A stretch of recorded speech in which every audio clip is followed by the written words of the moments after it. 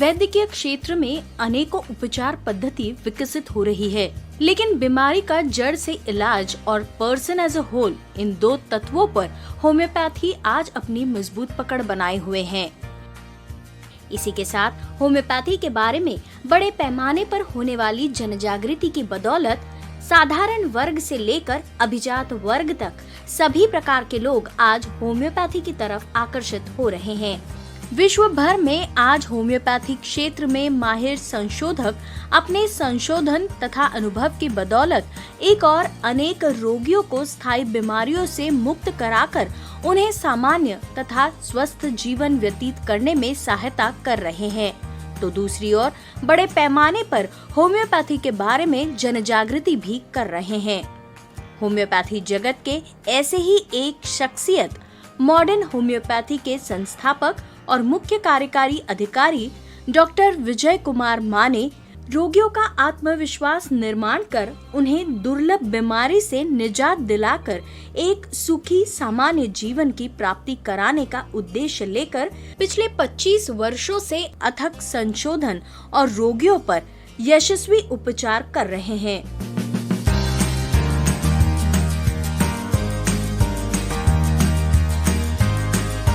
Doctor Vijay Kumar माने इन्होंने अपने वैद्यकीय कार्य की शुरुआत एक लेक्चरर के रूप में की। साथ ही पारंपरिक उपचार पद्धति से चिरकालिक माने जाने वाली बीमारियों पर निरंतर संशोधन कर अपने अनुभव तथा उपचार के माध्यम से मॉडर्न होम्योपैथी की क्यूरेटिव लाइन ऑफ ट्रीटमेंट इस सामान्य और आसान परंतु दुर्लभ बीमारियों से छुटकारा दिलाने वाली उपचार पद्धति का निर्माण किया। 25 साल पहले कोल्हापुर में बोए हुए इस पौधे का आज पूरे भारत के साथ देश विदेश के रोगियों को लाभ मिल रहा है। मॉडर्न होम्योपैथी की क्यूरेटिव लाइन ऑफ ट्रीटमेंट की निर्मित डॉक्टर विजय कुमार माने इनके निरंतर संशोधन, इनके अनुभव तथा उपचार के माध्यम से हुई है। दिन ब दिन इसमें नए संशोधन के चलते cancer, kidney failure, liver cirrhosis, मधुमेह, अस्थमा, अस्थि रोग जैसे अनेक चिरकालिक बीमारियों पर डॉक्टर विजय कुमार माने का संशोधन और इसी संशोधन पर आधारित दवाइयों का निर्माण मॉडर्न होम्योपैथी द्वारा किया जाता है। मरीज के लिए आसान ऐसी दवाइयों की किट जिसमें लिक्विड और ग्लोब्यूल्स की निर्मित की जाती है, जिसका संचालन बहुत आसान होता है। नमस्कार, मैं हूं संपदा और आप सभी का स्वागत है healthy era with modern homeopathy में। और आज हम बात करेंगे ओवेरियन कैंसर के बारे में, जो कि अधिकतर महिलाओं में पाया जाता है। और इस विषय पर हमारे साथ बात करने के लिए हमारे साथ हैं modern homeopathy Nagpur branch head और जिन्होंने अपना एमडी इन होम्योपैथी कंप्लीट किया है मुंबई से, डॉक्टर सिमंतिनी नरवणे जी। सिमंतिनी जी, बहुत बहुत स्वागत है आपका। नमस्कार। और जैसे मैंने कहा कि आज हम बात करने वाले हैं ओवेरियन कैंसर के बारे में, लेकिन सबसे पहले एक हम वीडियो देखते हैं अनीता भोये जी का, जिन्होंने मॉडर्न होम्योपैथी से ट्रीटमेंट लिया है, उनका अनुभव भी जानते हैं। अनीता भोये, उम्र 38 साल, फरवरी 2015 में पेट के लगातार दर्द और बुखार से परेशान रहती थीं। सोनोग्राफी के रिपोर्ट्स के अनुसार ट्यूमर उनके गर्भाशय में था। विशेषज्ञों के अनुसार ट्यूमर कैंसर का था। गांठ 6.2 से 5.3 सेंटीमीटर बड़ी थी। मेरा पेट बहुत दर्द हो रहा था। फिर हमने सोनोग्राफी करवाई, जिसमें ये पता चला कि गर्भाशय में गांठ है। फिर उसे साल 2015 में हमने ऑपरेशन करके निकलवाई। मार्च 2015 में उन्होंने ट्यूमर को निकालने की सर्जरी करवाई और 2 कीमोथेरेपी भी करवाईं। 1 साल तक उनकी तबीयत ठीक रही, पर 1 साल बाद उनको फिर से परेशानी होने लगी। कीमो लेने के कुछ दिन तक आराम रहा, लेकिन उसके बाद परेशानी फिर से शुरू हो गई। उनकी कमजोरी बढ़ने लगी और वजन कम होने लगा। उनका हीमोग्लोबिन लेवल 7.5 हो गया और प्लेटलेट का आंकड़ा सिर्फ 27,000 रह गया। विशेषज्ञों के अनुसार उनकी बीमारी लिवर तक पहुंच चुकी थी। उन्होंने अक्टूबर 2016 में फिर से सर्जरी करवाई, पर दुर्भाग्यवश उससे कोई फर्क नहीं पड़ा। फिर अक्टूबर 2016 में फिर से गर्भाशय का और गांठ का ऑपरेशन हुआ। फिर धीरे धीरे 2 महीने ठीक लगने के बाद लीवर में जंतु फिर फैल गए। फिर से परेशानी शुरू हुई। नवंबर 2016 में उन्होंने modern homeopathy curative line of treatment लेना शुरू किया। खबरों में देखा था और मॉडर्न होम्योपैथिक के बारे में पढ़ा भी था। उसकी जानकारी मिलने के बाद हम लोग पुणे गए थे।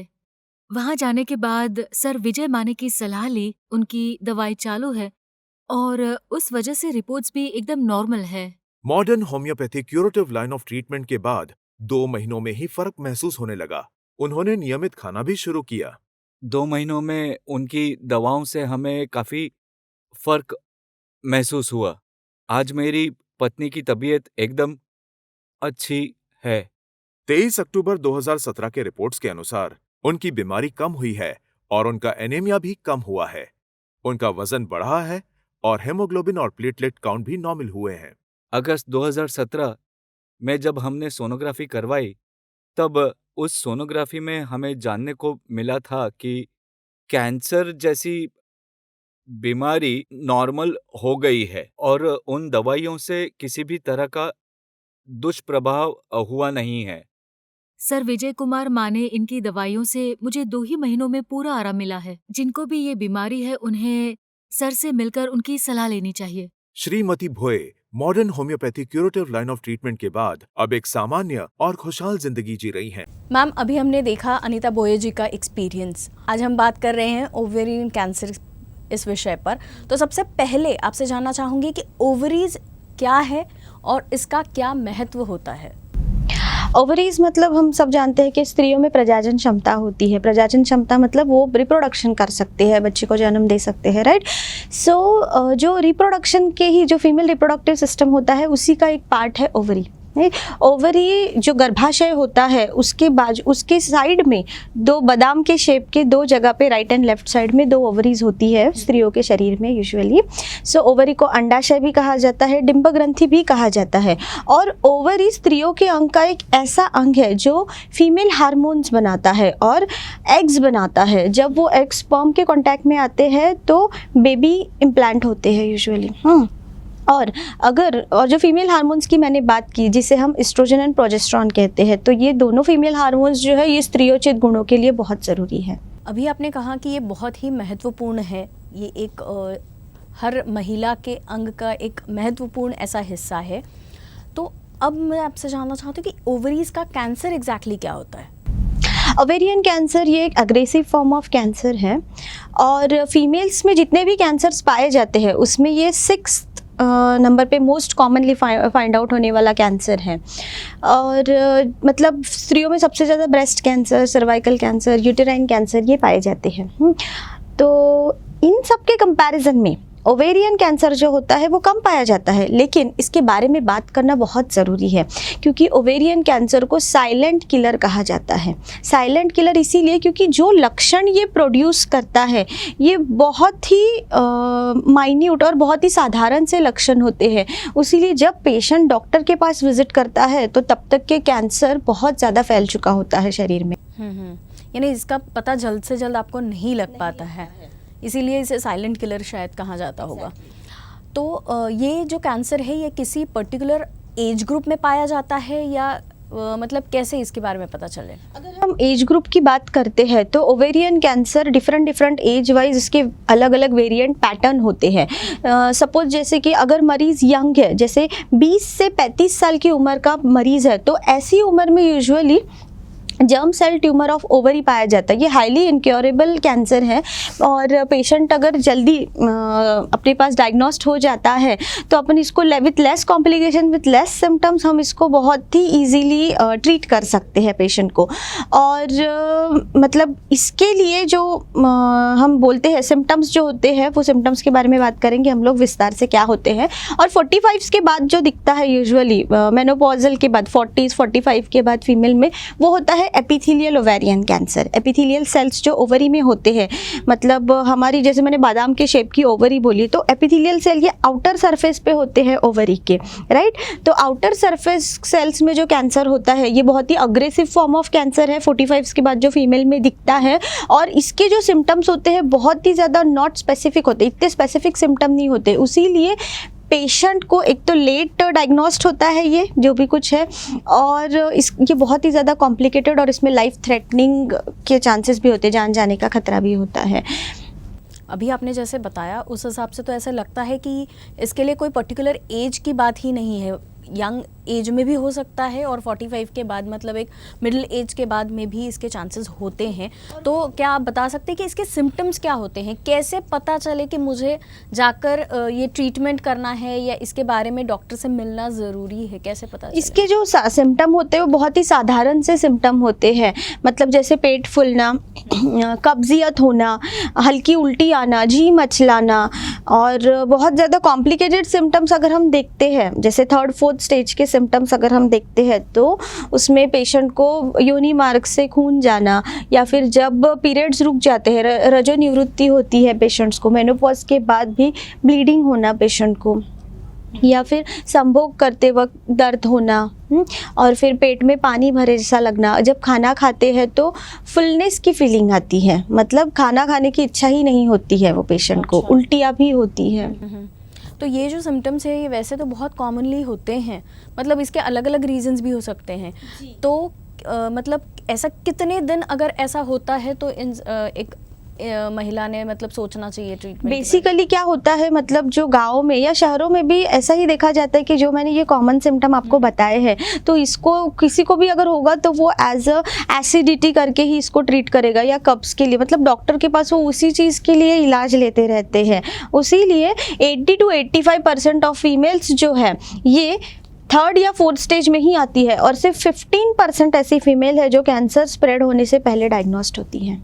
मतलब हम ये कह सकते हैं कि अगर आपको इसमें से कोई भी सिम्टम कुछ ज़्यादा दिन के लिए अगर लगते हैं तो आपने तुरंत डॉक्टर को कंसर्न करना ही चाहिए कि वो अगर वो पेट दर्द भी है या फिर क्रॉनिक एसिडिटी की भी कंप्लेन है। बहुत से पेशेंट होते हैं वो वही बोलते हैं कि हमें सिर्फ एसिडिटी का प्रॉब्लम था मैडम, सालों से है, 10 साल से 12 साल से एसिडिटी का लेकिन सिर्फ एंटासिड्स लेते हैं या फिर एसिडिटी के लिए जो भी कुछ दवाइयाँ होती है वो दवाइयाँ वो लेते रहते हैं, और उनका जो प्रॉब्लम है उसे निग्लेक्ट किया जाता है एब्सोल्यूट। और महिलाओं में तो निग्लेक्शन की एक आदत सी ही होती है, वो अपने आप को प्रेफरेंस नहीं देते हैं, वो हमेशा they always used to give preference to the another person.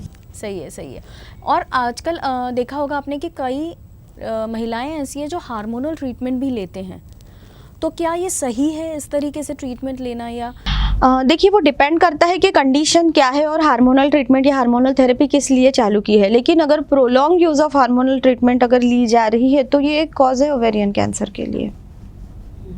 और इसी के साथ साथ अगर कोई हार्मोनल ट्रीटमेंट ले रहा है तो इसका मतलब है कि हम बॉडी के हार्मोन्स के साथ खिलवाड़ कर रहे हैं। सो इट इज़ बेटर कि आप अपनी लाइफस्टाइल इंप्रूव करो, क्योंकि आजकल ओवेरियन कैंसर तो है लेकिन कॉमनली यही फाइंड आउट किया जाता है कि पीसीओडी किसी को डायग्नोस्ड होता है तो हार्मोनल थेरेपी दी जाती है, राइट। और उसके बाद ओबेसिटी आती है, तो ऐसे कहते हैं कि पीसीओडी की वजह से ओबेसिटी आई है, लेकिन ये गलत है। पहले ओबेसिटी आती है और उसके बाद पीसीओडी डायग्नोस्ड होता है। तो मैं यही कहना चाहूँगी कि थोड़ा लाइफस्टाइल इंप्रूवमेंट अगर होता है तो आने वाले कॉम्प्लिकेशंस हम अवॉइड कर सकते हैं। Lifestyle improvement, exactly, lifestyle improvement मतलब आजकल का एरा आप जानते हैं जैसे जैसे स्टैंडर्डाइजेशन होते जा रहा है, अपना जो जनरेशन है वो जंक फूड के तरफ ज़्यादा डाइवर्ट हो रहा है ना। जो इतना हाईली वर्किंग एरा जो है, इतना हाईली वर्क स्ट्रेस होता है कि मतलब जैसे आईटी कंपनीज, मेडिकल फील्ड का या फिर इंजीनियरिंग फील्ड के जो भी कोई है, उन्हें एक्सरसाइज करने के लिए तक टाइम नहीं होता है। इतना ज़्यादा मेंटल स्ट्रेस और फिजिकल स्ट्रेस हो जाता है तो वो दे यूज टू गिव एक्सक्यूजेज, हमेशा एक्सक्यूज। या फिर घर के हाउसवाइफ्स को ही देख लो आप, वो सिर्फ काम करती है लेकिन वो एक्सरसाइज नहीं करती। और exercise is different and exertion is different.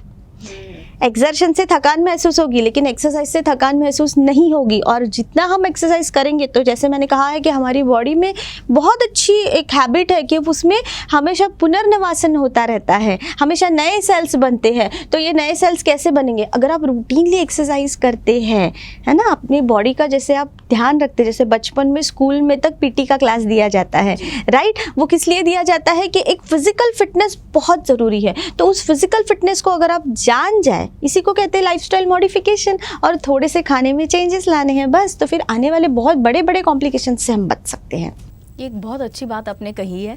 और अभी थोड़ी देर पहले जैसे आपने कहा था, और हम सब जानते हैं कि महिलाएं जो होती हैं वो खुद की तरफ बहुत ही कम ध्यान देती हैं, और ख़ासकर उनका जो ध्यान होता है पर्टिकुलरली अपनी फैमिली मेम्बर्स और फैमिली की तरफ ज़्यादा होता है। और शायद यही वजह है कि 45 प्लस एज ग्रुप में उन्हें काफ़ी इस तरीके की कॉम्प्लिकेशंस उनमें देखी जाती हैं। तो उनके लिए आप क्या बता सकते हैं कि क्या सिम्टम्स होते हैं 45 प्लस एज ग्रुप में अगर ओवेरियन कैंसर की बात करें तो?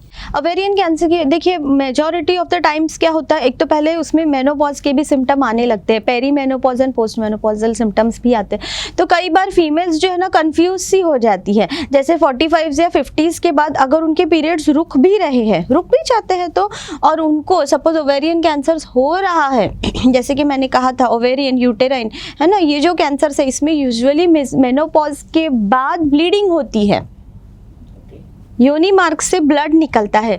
तो कई बार फीमेल ऐसी कंफ्यूज होती है 50 के बाद, तो उन्हें ऐसे लगता है कि मेरे रुके हुए माहवारी जो मेरी रुकी हुई थी ये शायद से फिर से तो नहीं आ रही है, वो कंफ्यूज होती है और वो ध्यान नहीं देती इस चीज़ के ऊपर। या फिर हमारे क्लिनिक में तो ऐसा भी पेशेंट आया है, 60 साल के औरत थे, वो उनको योनि मार्ग से ब्लड जाने लगा अचानक, जबकि उनके पीरियड्स तो 40 साल में ही रुक गए थे। तो जब वो फीमेल को हमने पूछा कि आपने इतना डिले क्यों किया, आपको जब पता चल गया था कि आपको योनि मार्ग से ब्लड खून जा रहा है तो आपने तभी ट्रीटमेंट क्यों नहीं शुरू की, तो उन्होंने बोला कि मुझे ऐसे लगा कि रुकी हुई माहवारी फिर से शुरू होगी। पर 15-20 साल बाद ऐसा बिल्कुल भी नहीं होता है कि चलो 1-2 साल में हो रहा है, स्पॉटिंग हो रहा है, 2-3 महीने बाद हो रहा है तो हम ऐसे कह सकते हैं कि रुकी हुई माहवारी शुरू हो गई। लेकिन कई गाँव में यही मिसकंसेप्शन है कि शायद हो सकता है फीमेल्स इसी बात, लेकिन ऐसा नहीं करना है, आपको ध्यान देना है उस बारे में कि अगर ऐसी कोई सिम्टम आ रहे हैं तो जल्द से जल्द अपने डॉक्टर को कंसल्ट करें। अभी आपने बताया कि 3rd या 4th स्टेज में जनरली लेडीज़ आती हैं इस तरीके की प्रॉब्लम को लेकर, तो क्या आप बता सकते हैं कि ऐसी स्टेजेस इसके बारे में, मतलब ओवेरियन कैंसर की जो स्टेजेस है उसके बारे में अगर आप बता सकें, ताकि महिलाओं को जल्द से जल्द ध्यान में आए कि जो उनके साथ हो रहा है वो नॉर्मल से कुछ अलग है। एग्जैक्टली स्टेजेस के बारे में पता होना बहुत ज़रूरी है, एक नॉर्मल कॉमन इंसान को भी पता होना बहुत ज़रूरी है, क्योंकि स्टेजेस में ऐसे रहता है, बेसिकली 4 स्टेजेस रहते हैं। स्टेज 1 में यूजुअली जो कैंसर होता है वो ओवरीज तक ही सीमित रहता है, ओवरी से बाहर नहीं निकला है। स्टेज 2 में वो ओवरी के साथ साथ आसपास के जो टिश्यू है, गर्भाशय का मुंह या फिर योनि मार्ग, ये सारे टिश्यूज़ तक वो फैलना शुरू कर देता है। स्टेज 3 में वो पूरा ओवरीज के साथ साथ आजू बाजू के टिश्यू जो मैंने बोला है ना, रिप्रोडक्टिव सिस्टम के, उसमें तो वो स्प्रेड हो ही जाता है, उसके साथ साथ थोड़ा एब्डोमिनल एरियाज जो ऊपर के उसे भी वो कवर करता है। और स्टेज 4 में लीवर, लंग्स, पूरे बॉडी में मेटास्टेसिस फैल जाता है। मैम जैसे अभी आपने बताया कि अलग अलग स्टेजेस होते हैं और इतनी जल्दी ये बीमारी फैल जाती है कि पता चलने के पहले एक स्टेज पार कर चुकी होती है जहाँ तक के, तो इसके बारे में पता कैसे चल सकता है, मतलब कौन सी ऐसी टेस्ट है या सोनोग्राफी कहिए कि वो कितनी इम्पोर्टेंट होती है और कैसे पता चल सकता है? सोनोग्राफी काफ़ी इंपॉर्टेंट रोल प्ले करती है इसमें, और मतलब जैसे कि मैं बोलती हूँ जब भी सोनोग्राफी की जाती है तो सोनोग्राफी में ovarian cyst with solid component भी दिखता है। और वो डिपेंड करता है कि फिर वो कौन सा कैंसर है। जैसे मैंने बोला था अगर पेशेंट यंग है तो उसमें जर्म सेल ट्यूमर रहता है ना, ओवरी जो है तो ओवेरियन कैंसर, और एपिथेलियल ओवेरियन कैंसर के बारे में भी मैंने बताई थी। और एक होता है वेरिएंट पैटर्न होता है, स्ट्रोमल सेल कैंसर भी होता है ओवरी में। तो जर्म सेल जो होता है वो अंदरूनी भाग होता है ओवरी का, germ cell tumour of ovary. Epithelial बाहर का भाग होता है ना, और इनके अलग अलग फंक्शंस भी होते हैं। मतलब germ cell tumour of ovary अगर किसी पेशेंट को है, जैसे वो यंग एज का 20 to 35 में, ये कैंसर में क्या होता है, बीटा HCG लेवल जो है वो काफ़ी बढ़ जाता है। मतलब ऐसे कंडीशन में अगर आप प्रेगनेंसी टेस्ट करते हैं तो वो भी पॉजिटिव आ जाएगी, अनमैरिड की भी पॉजिटिव आ जाएगी। एग्जैक्टली तो इनको रूल आउट करने के लिए, जैसे मैंने बोला, USG में अगर ovarian cyst with solid component दिख रहा है या फिर कोई ट्यूमर दिख रहा है तो उसके लिए स्पेशल ट्यूमर मार्कर होते हैं। और बायोप्सी की बात करें तो इसमें बायोप्सी अवॉइड की जाती है। जितना अगर बायोप्सी परफॉर्म की जाएगी तो जो मैंने स्टेजेस की बात की आपको, वो अपग्रेड होती है, बढ़ता है उसका स्प्रेड, स्पिलेज होता है, से भी बढ़ता है। बायोप्सी से बढ़ता है। ओवेरियन कैंसर में बायोप्सी नहीं करते हैं। तो पता कैसे किया जाएगा? तो उसके लिए कुछ स्पेशल ट्यूमर मार्कर्स होते हैं। जैसे मैंने बोला, जर्म सेल ट्यूमर है, अगर यंग लड़की है तो उसमें अल्फा फिटोप्रोटीन, बीटा एचसीजी और सीरम एलडीएच, ये जो स्पेशल टेस्ट है ये की जाती है। अगर ये एलिवेटेड है तो हम इसको एज अ डायग्नोसिस करके लेते हैं कि यस, पेशेंट को ओवेरियन कैंसर हो सकता है। और सोनोग्राफी की जो डायग्नोसिस हमें मिली है वो तो हम लेते ही हैं, ठीक है। और अगर एपिथेलियल सेल कार्सिनोमा है, मतलब किसी को एपिथेलियल ट्यूमर ओवेरियन कैंसर है किसी को, तो ऐसे कंडीशन में वो यूजुअली 45 प्लस में दिखता है, राइट, 40s और 45 प्लस में। तो इनमें भी कुछ स्पेशल ट्यूमर मार्कर होते हैं। सोनोग्राफी के साथ साथ इनमें CA-125 करके एक ट्यूमर मार्कर होता है, वो करते हैं, HE4 करते हैं। ये ट्यूमर मार्कर्स बड़े हैं और अलग अलग कुछ इंडेक्सेस भी होते हैं जिससे हम डायग्नोस कर सकते हैं कि यस, पेशेंट को ओवेरियन कैंसर है। ये जो आपने बताया है, ये इससे तो ऐसे मालूम पड़ता है कि काफ़ी कॉम्प्लिकेशंस भी हो सकते हैं अगर हम इसकी तरफ थोड़ा सा ध्यान कम दे, या मतलब ऐसे ही उसको निग्लेक्ट करें अगर तो मैं आपसे अब ये जानना चाहती हूँ कि इसके कॉम्प्लिकेशंस क्या हो सकते हैं। कॉम्प्लिकेशंस जो रहते हैं, मेजर कॉम्प्लिकेशन, देखो जो बेसिक सिम्टम्स हमने बताए थे, साधारण से सिम्टम, पेट फूलना, लेकिन जो हाईली कॉम्प्लिकेटेड केसेस क्लिनिक में विजिट करते हैं वो तो बहुत बड़ा पेट में पानी, मतलब एपिथेलियल ओवेरियन कैंसर में क्या होता है, फीमेल्स का पेट भी निकल आता है, लेकिन फिर भी वो बहुत पता नहीं किस चीज़ का वेट करते हैं। तो मतलब जितने पेशेंट हमारे नागपुर ब्रांच में भी विजिट किए हैं तो उन्होंने बहुत ज़्यादा कॉम्प्लिकेशंस के बाद ही विजिट किया है। योनि मार्ग से खून आने लग गया था, सांस फूलने लगती, क्योंकि पेट में पानी भर जाता है, बहुत ज़्यादा पेट आगे आ जाता है ना, और पूरा टाइट हो जाता है कि पेशेंट ना करवट ले सकता है ना चल सकता है, हाथों पैरों, फिर पेट में पानी भरने से हाथ पैरों में सूजन भी आती है। पेशेंट को मछली तो होती है, पहला बेसिक सिम्टम मछली थी, लेकिन कॉम्प्लिकेशन में वो वॉमिटिंग में रूपांतर हो जाता है। कुछ भी खाने जाता है तो पेशेंट को वॉमिटिंग होती है, वो कुछ खा भी नहीं सकता, ऊपर से ब्लीडिंग जो होती है वो अलग ही है। तो बहुत ही ख़राब कॉम्प्लिकेशंस होते हैं ओवेरियन कैंसर के। सुनने के बाद ऐसा लगता है कि कितनी छोटी सी चीज़ है देखने में, पर हम अगर निगलेक्ट करें या उसे अनदेखा कर दे तो वो ज़िंदगी कहाँ से कहाँ पहुँचा सकती है। इसी नोट पर फ़िलहाल लेते हैं healthy era with modern homeopathy में एक ब्रेक के बाद चर्चा फिर जारी रखेंगे। आप देखते रहिए यूसी न्यूज़। अनीता भोय, उम्र 38 साल, फरवरी 2015 में पेट के लगातार दर्द और बुखार से परेशान रहती थीं। सोनोग्राफी के रिपोर्ट्स के अनुसार ट्यूमर उनके गर्भाशय में था। विशेषज्ञों के अनुसार ट्यूमर कैंसर का था। गांठ 6.2 से 5.3 सेंटीमीटर बड़ी थी। मेरा पेट बहुत दर्द हो रहा था। फिर हमने सोनोग्राफी करवाई जिसमें ये पता चला कि गर्भाशय में गांठ है। फिर उसे साल 2015 में हमने ऑपरेशन करके निकलवाई। मार्च 2015 में उन्होंने ट्यूमर को निकालने की सर्जरी करवाई और 2 कीमोथेरेपी भी करवाईं। 1 साल तक उनकी तबीयत ठीक रही, पर 1 साल बाद उनको फिर से परेशानी होने लगी। कीमो लेने के कुछ दिन तक आराम रहा, लेकिन उसके बाद परेशानी फिर से शुरू हो गई। उनकी कमजोरी बढ़ने लगी और वजन कम होने लगा। उनका हीमोग्लोबिन लेवल 7.5 हो गया और प्लेटलेट का आंकड़ा सिर्फ 27,000 रह गया। विशेषज्ञों के अनुसार उनकी बीमारी लिवर तक पहुंच चुकी थी। उन्होंने अक्टूबर 2016 में फिर से सर्जरी करवाई, पर दुर्भाग्यवश उससे कोई फर्क नहीं पड़ा। फिर अक्टूबर 2016 में फिर से गर्भाशय का और गांठ का ऑपरेशन हुआ। फिर धीरे धीरे 2 महीने ठीक लगने के बाद लीवर में जंतु फिर फैल गए। फिर से परेशानी शुरू हुई। नवंबर 2016 में उन्होंने modern homeopathy curative line of treatment लेना शुरू किया। खबरों में देखा था और मॉडर्न होम्योपैथिक के बारे में पढ़ा भी था। उसकी जानकारी मिलने के बाद हम लोग पुणे गए थे। वहां जाने के बाद सर विजय माने की सलाह ली। उनकी दवाई चालू है और उस वजह से रिपोर्ट्स भी एकदम नॉर्मल है। Modern homeopathy curative line of treatment के बाद 2 महीनों में ही फर्क महसूस होने लगा। उन्होंने नियमित खाना भी शुरू किया। 2 महीनों में उनकी दवाओं से हमें काफी फर्क महसूस हुआ। आज मेरी पत्नी की तबीयत एकदम अच्छी है। 23 अक्टूबर 2017 के रिपोर्ट्स के अनुसार उनकी बीमारी कम हुई है और उनका एनीमिया भी कम हुआ है। उनका वजन बढ़ा है और हेमोग्लोबिन और प्लेटलेट काउंट भी नॉर्मल हुए हैं। अगस्त 2017 में जब हमने सोनोग्राफी करवाई, तब उस सोनोग्राफी में हमें जानने को मिला था कि कैंसर जैसी बीमारी नॉर्मल हो गई है और उन दवाइयों से किसी भी तरह का दुष्प्रभाव हुआ नहीं है।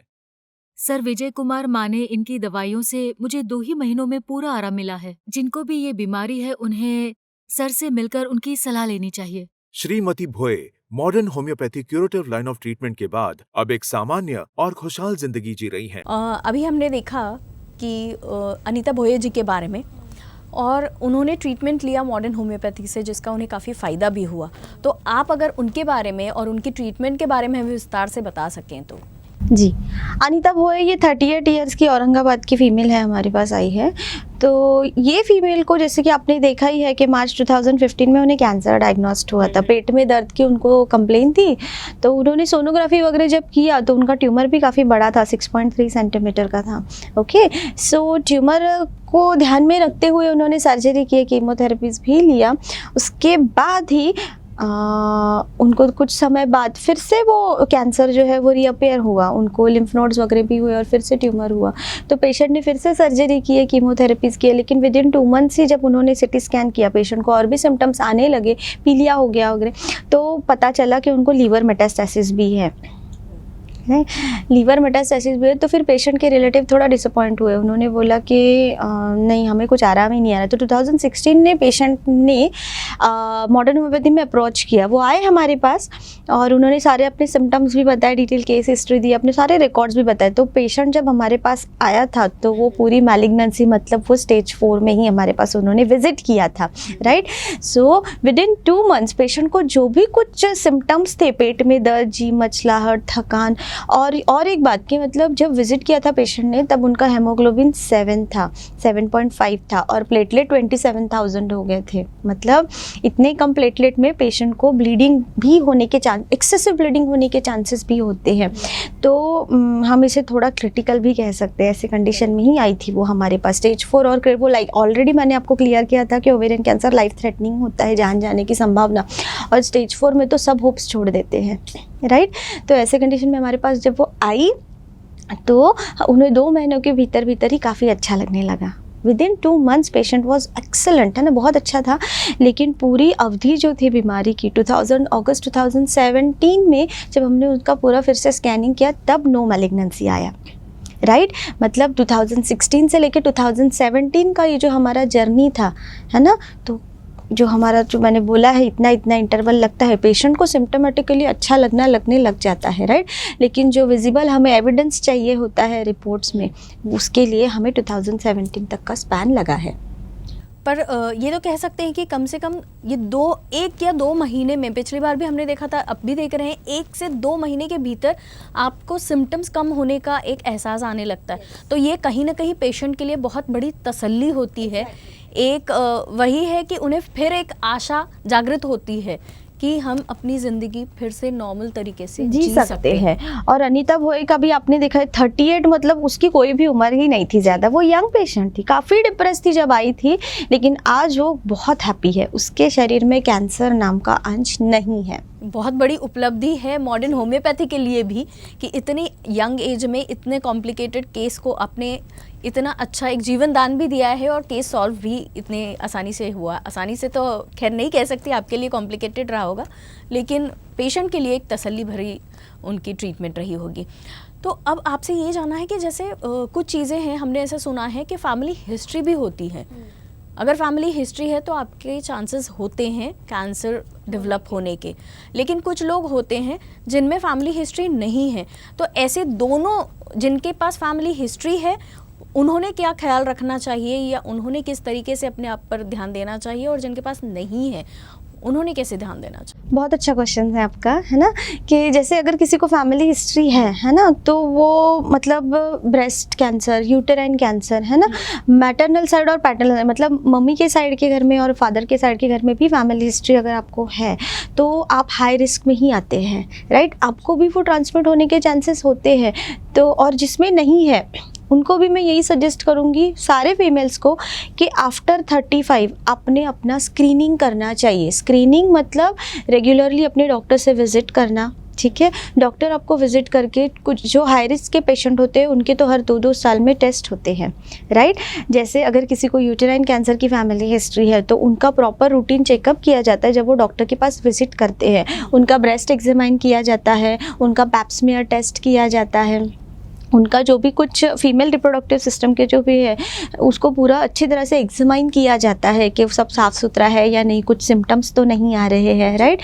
कुछ भी छोटी से छोटी सिम्टम भी होंगी, सफ़ेद पानी जाना, माहवारी कम जाना, ज़्यादा जाना, ये सारे सिम्टम शेयर करते हैं हम डॉक्टर से जब हम उनके पास रूटीनली विजिट करते हैं एवरी 6 मंथ में। चाहे आप बीमार हो या ना हो, doctor is always there to help you. Doctor हमेशा आपको हेल्प करने के लिए ही है। और जिनको ऐसी फैमिली हिस्ट्री है उन्होंने तो डेफिनेटली स्क्रीनिंग करना ही चाहिए खुद का। ये बहुत अच्छी बात आपने बताई और मैं ऐसी आशा करती हूँ कि हमारे जो व्यूअर्स हैं इस चीज़ को ध्यान में रखेंगे और इसको फॉलो करने की कोशिश भी करेंगे। अब मैं आपसे जानना चाहती हूँ कि ऐसे जो कॉम्प्लिकेटेड केसेस हैं जिसके बारे में हमेशा हम लोग बात करते हैं, अलग अलग कैंसर, अलग अलग बीमारियों के बारे में, और उन्हें मॉडर्न होम्योपैथी एक नॉर्मल लाइफ में फिर से लौटा कर ले आते हैं, ये ट्रीटमेंट मॉडर्न होम्योपैथी। तो क्या आप बता सकते हैं कि मॉडर्न होम्योपैथी अलग क्या ऐसा करता है या ऐसा क्या अलग है मॉडर्न होम्योपैथी के बारे में? देखिए, आपने जो कहा कि कॉम्प्लिकेटेड, राइट, तो पेशेंट जब भी हमारे पास आता है, पहली बात तो वो ऑलरेडी ओवेरियन कैंसर के पेशेंट स्टेज 2, स्टेज 3, स्टेज 4 में डायग्नोस होते हैं। जैसे मैंने बोला था 80% जो है वो, और मैक्सिमम जो होते हैं मतलब वो एपिथेलियल ओवेरियन कैंसर, मतलब जो अग्रेसिव फॉर्म ऑफ कैंसर है वो तो मतलब काफ़ी कॉम्प्लिकेटेड केस होती है। और जब पेशेंट हमारे पास आता है तो वो सारे उपचार लेने के बाद विजिट करता है। उसने सब सर्जरी की हुई रहती है, बहुत सारी कीमो ली हुई रहती है। सो जब हमारे पास वो आता है तो वो मैलिग्नेंट स्टेज में ही आता है, स्टेज 4 में। हमारे लिए काफ़ी चैलेंजिंग होता है ऐसे केसेस के साथ डील करना। सबसे पहली बात, पेशेंट के पास कुछ भी होप नहीं रहती है, पेशेंट डिप्रेस्ड रहता है। उसके साथ साथ उसको फिजिकल सिम्टम्स, जैसे मैंने कॉम्प्लिकेशंस आपको बताए थे, ब्लीडिंग, एसाइटिस, वॉमिटिंग, काफ़ी सिम्टम्स रहते हैं। वो यही बोलते हैं कि जहाँ से हम ट्रीटमेंट लेके आए हैं, यहाँ कहीं से भी डॉक्टर ने हमें यही बोला है कि जितने दिन जिंदा है उतने दिन treatment low. And it was very, बहुत ही ज़्यादा वो डिसअपॉइंटिंग होता है सुनने के लिए, पेशेंट के लिए भी। लिटरली रोते हैं पेशेंट जब क्लिनिक में आते हैं और बोलते हैं कि डॉक्टर बस हमें बचा लीजिए, है ना। सो वो हमारे लिए भी उतना ही चैलेंजिंग है उस केस को हैंडल करना। अनीता भोए का लाइव एग्जाम्पल आपने देखा ही है, उनके रिपोर्ट्स भी वीडियो में हमने शेयर किए कि उसको लीवर तक मेटास्टेसिस हो गया था, है ना। लीवर के साथ साथ कोई देर नहीं लगती लंग्स में भी जाने के लिए, रिब्स में जाने के लिए, और पीछे का जो हमारा स्पाइनल कॉर्ड होता है उसमें भी इन्फिल्ट्रेशन होने के लिए कोई देर नहीं लगती है ना। लेकिन फिर भी मॉडर्न होम्योपैथी की मेडिसिन में इतना पोटेंशियल है कि पेशेंट के जो फिजिकल सिम्टम्स है, जो भी है, योनि मार्ग से खून आना कम हो जाता है, पेट में पानी भरना तक कम हो जाता है, जी मचलाहट कम होती है, एसिडिटी का प्रॉब्लम होता है। सबसे पहले मॉडर्न होम्योपैथी का यही एम होता है कि पेशेंट का मुंह से खाना शुरू हो जाए, पेशेंट का मुंह से खाना शुरू हो जाए। उसके जो मेन सिम्टम है, एकदम 3+ सिम्टम कहते हैं हम उसे, जैसे योनि मार्ग से ब्लड निकल रहा है, पेशेंट का वीकनेस इंप्रूव होता है ना। और रूटीनली जो हम डॉक्टर्स हैं मॉडर्न होम्योपैथी के, उनसे रूटीनली प्रॉपरली फॉलोअप करते हैं। In every 15 days 7 days patient से हम बात करते हैं। वो एक तरह का फॉलोअप, उनके साथ एक अटैचमेंट बनाए रखना भी उनके लिए काफ़ी बड़ा सपोर्ट होता है जी। और ऐसे हालातों में मेरे ख्याल से तो यही सबसे इम्पॉर्टेंट होता है कि आपके अपने कहे जाने वाले लोग, उसमें डॉक्टर्स भी आते हैं, क्योंकि आप इतना दिल से उनके लिए ट्रीटमेंट कर रहे हैं, तो वो जब साथ हो, इमोशनल अटैचमेंट हो, तो जाहिर है आधे से ज़्यादा तो पेशेंट वहीं मोटिवेशन ठीक हो जाता है। Exactly, exactly. हम सिर्फ इतना ही कहते हैं कि आपके जो भी कुछ टेंशन, डिप्रेशन है, बस इसको क्लिनिक में ही छोड़ दीजिए, आप बस मेडिसिन लेके घर जाइए। और अगर कुछ भी आपको अनयूजुअल सिम्टम लगता है तो हमें वैसा फ़ोन करिए या हमें तुरंत विजिट करिए, बस जी। अभी आपने बताया कि किस तरीके से मॉडर्न होम्योपैथी में ट्रीटमेंट दिया जाता है और किस तरीके से आप एक इमोशनल अटैचमेंट भी अपने पेशेंट के साथ बनाते हैं। तो मैं आपसे एक और बात जानना चाहूँगी कि कोई प्रिवेंटिव मेजर्स के बारे में भी मॉडर्न होम्योपैथी हेल्प करता है पेशेंट्स को? हाँ, जिनको फैमिली हिस्ट्री होती है उनके लिए भी हम लोगों ने ऐसे प्रिवेंटिव हमारे फॉर्मुलेशन बनाए हैं, हमारी मेडिसिन ऐसे बनाई हुई हैं हमने, और जो ले सकते हैं एज अ प्रिवेंटिव जिनको फैमिली हिस्ट्री है ना। तो जो मैंने स्क्रीनिंग के जो बताए आपको टिप्स के, आपको स्क्रीनिंग भी करना है, उसके साथ साथ वो मॉडर्न होम्योपैथी का मेडिसिन भी लेते हैं। फिर वो कब डिसकंटिन्यू करना है, कैसे डिसकंटिन्यू करना है, वो हम उनको बाद में एडवाइस करते हैं। ये भी एक बहुत अच्छी चीज़ है, क्योंकि जिनके पास फैमिली हिस्ट्री है उन्हें डरने की कोई ज़रूरत नहीं है, मॉडर्न क्योंकि कहीं ना होम्योपैथी है कहीं उनके लिए। जी, कहीं ना कहीं दिल में एक डर होता है कि मेरे पास या मेरी फैमिली में ऐसी एक हिस्ट्री है तो कहीं मेरे साथ तो ऐसा कुछ नहीं होगा। तो इस डर से निजात पाने के लिए हमेशा मॉडर्न होम्योपैथी आपकी सेवा में हाजिर है, ऐसा कह सकती हूँ। और अब आज के एपिसोड में हमने देखा अनीता भोये जी का केस, और देखा कि ओवेरियन कैंसर स्टेज 4 में रहते हुए भी उन्हें मॉडर्न होम्योपैथी का ट्रीटमेंट लेकर आज वो अपनी सामान्य ज़िंदगी हंसी खुशी से जी रही हैं। तो आगे भी ऐसे ही अलग अलग बीमारियों के बारे में और उनके ट्रीटमेंट के बारे में बात करते रहेंगे healthy era with modern homeopathy में। संपर्क करें 98/C3 ई वार्ड गीता मंदिर के नजदीक, कावला नाका, कोल्हापुर, महाराष्ट्र। परामर्श और मार्गदर्शन के लिए हमारे अगले केंद्रों से संपर्क करें। रजिस्ट्रेशन ऑफिस कोल्हापुर, मुंबई, दादर, कालवा, खारघर, पुणे, धड़कवाड़ी, पिंपरी चिंचवड, हड़पसर, तलेगाव, नासिक, औरंगाबाद, नागपुर, सोलापुर, गोवा, म्हापसा, कर्नाटक, बैंगलोर, हुबळी, तेलंगाना, हैदराबाद, गुजरात, राजकोट, सूरत, अहमदाबाद, वडोदरा, मध्य प्रदेश, भोपाल, इंदौर, जबलपुर।